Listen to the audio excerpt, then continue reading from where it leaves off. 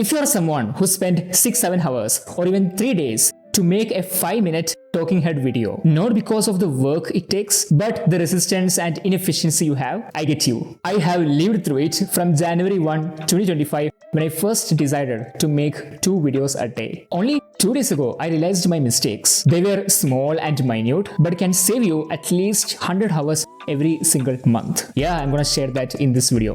Stick around till the end.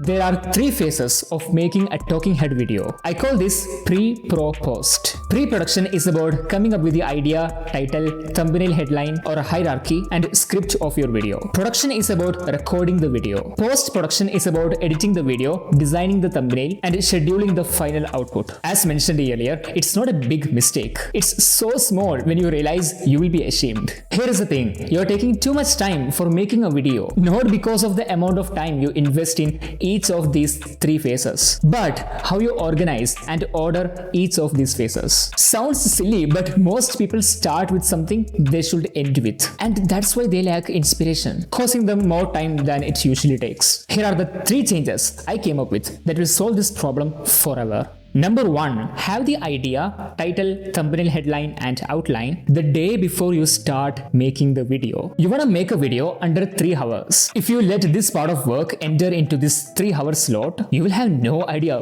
where your time has gone. Instead, if you give yourself enough time the day before you start the video, you don't have to block a time for this. Whatever comes to your mind as a result of your self-reflection, just write them down. You want the idea, the title of your video, the thumbnail headline, or how you can have the thumbnail and the outline of your video. Outline is nothing but the 3 points you want to cover in the video. Essentially, 3 simple lines that takes no time to write, but sets the whole frame of your video, allowing you to be more free and clear when you are about to write the script. This will save 50% of your inefficiency. Number 2, decrease the gap between scripting and recording. I don't know about you, but 99% of the people, including myself, have resistance for recording the video. Writing the script or editing the video isn't that hard, but recording, you know what I'm talking about. Most of us take a long break after writing the script before recording the video, thinking that will help us become more prepared. The truth is, it's the opposite. You end up wasting another 2 hours in resistance. Even when you try to record the video again, you feel more resistance. You repeat the same thing over and over again. The footage gets long and